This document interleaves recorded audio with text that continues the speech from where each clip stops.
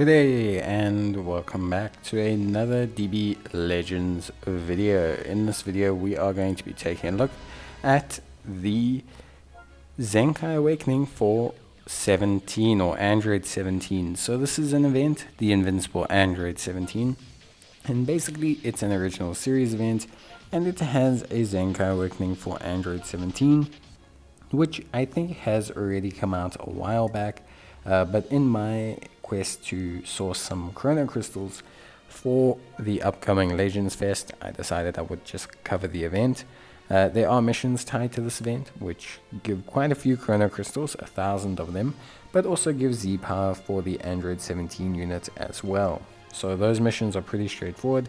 A lot of them do comply with beating the challenges of the existing stages and gathering Z awakening power for the unit, but this can all be achieved by, obviously completing the stages in the event. The main one you're going to have to focus on is actually raising his friendship rank, which is the easiest to do with the Let's Fight event. So you will start with the first stage. This is where you'll get your first 100 Z power for Android 17. You can get Z power for him from actually summoning 4 units, but if you don't get that Z power, you can get it from this very first stage. A lot of the missions are fairly straightforward, most of them being down to things like using red units, using 2 red units, using 2 units or less, using a special skill with Android 17 or just a special skill in general, hitting a special move with Android 17, vanishing attacks, vanishing steps, and switching in the once or twice. There's actually no there's actually no distinct cover change challenges that I can remember, so you don't need to worry about doing cover change, and most of them merely require you to hit a special move with Android 17. Obviously, as you tackle things and take things on, it would be advised to keep track of your challenges and make sure that you can do them. And secondly, most of the color challenges revolve around simply using red units, so you don't need to worry too much about getting other units. Then, with that being said, of course, also just a little bit suggested that you do get equipment for Android 17 that is going to help you out, because it is going to allow you to essentially improve how well he does, and I think that is highly important. So that is basically the premise of the event.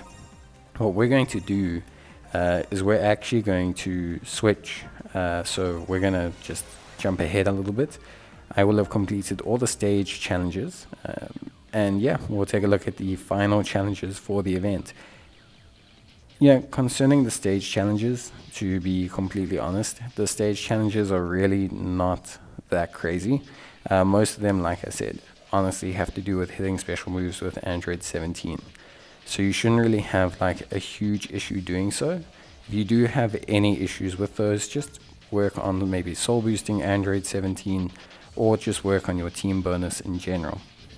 But for the most part, I didn't have any problems with clearing these challenges. Most of them were super duper easy.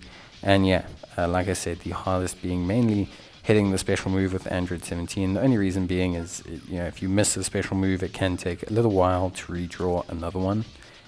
So we have 3 additional fights now. These are the 3 challenge fights. The first of these fights is actually the daily bonus battle. This is the fight you're going to want to clear as soon as possible, because by clearing this fight you can start collecting Zenkai Awakening power for Android 17. The daily bonus fight will give you 200 a day, so if you're a little bit low on stamina or you want to be a bit more stamina conscious, skip ticket conscious, in terms of farming his Zenkai Awakening power, then yes, the daily event is going to be the best method of doing so. So this fight is pretty straightforward to clear. Most of the challenges for these 3 challenge fights are all in relation to clearing with certain time limits, so there's really nothing too distinctly difficult or like something you're going to have to focus on. It's not like some of the fierce fights, for example, where you're restricted to one character, or you have to still do some different challenges like special moves or special skills, here it's very straightforward. So start with this fight. This will unlock quite a bit of the awakening power for him, but also unlocks the daily bonus event. So if you are still struggling with the other 2 fights, you can at least do the daily bonus event each day to get some Z awakening power and to eventually Zenkai Awaken him that way, and that will give you some level of like decent control around this sort of thing. The next fight is just a straight up once-off challenge event. This one is just for a whole batch of Z or Zenkai Awakening power, and you can then rerun this event constantly to get Z Awakening power. So you don't have to wait the next day for this to refresh or anything. You can just continually rerun this. Now this is where most veteran players or players who have a large amount of stamina and skip tickets will get the Zenkai or the Z Awakening power for Android 17. So this will be where you'll find most of them getting it. But to be honest with you, if you don't have the stamina, don't do this. It's a very ineffective way to grab stamina for a unit. It takes a lot of stamina. I think it took over 900 stamina to get everything I needed for Android 17 Zenkai Awakening. So if you can avoid this as much as possible, obviously try. If you need to do it, specifically like because you want the chrono crystals, then obviously you are going to have to do it. So then just expect it to be around 900 stamina, which isn't like tremendously huge, but it is obviously still a very large amount.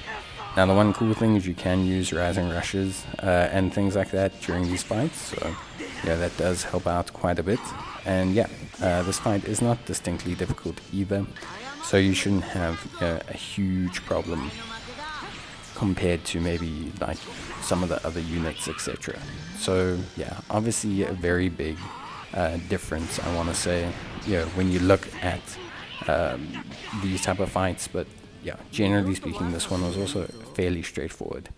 Now, if we're being honest, if we take a look at, say, maybe the next battle, I would suggest that you collect the mission rewards before you take on the next battle, because by doing so you will actually actively Zenkai Android 17, and then you're going to have a much easier time.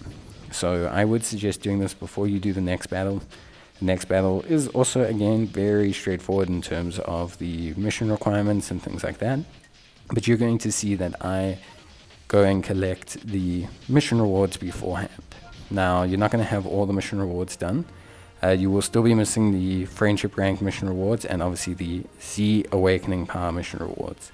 But you will get a fair amount of chrono crystals here. I think you'll get 600 at this point, which is obviously pretty good for most people. So you will get 600 at this point, and you will also get the necessary additional 100 Zenkai Awakening power that you need to push Android 17 to its first awakening level, which is very important because that gives them a huge power boost. So there you go. That's all the missions done so far, and you'll see that we Zenkai Awaken him. So by Zenkai Awakening him, basically we are going to be fine in terms of his overall performance. As you can see, perfectly done.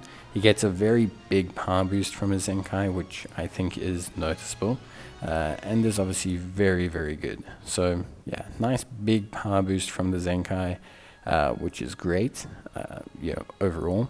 And just in general, a pretty sizable difference in terms of his Zenkai Awakening. Some pretty nice stuff there, but nothing too crazy. He's just an extreme unit. You gain a couple Z ability bonuses, you gain a couple revamps to his passives, which is always good, and from there you kind of get a little bit more. You can Zenkai boost him. You don't need to beat the challenge stage.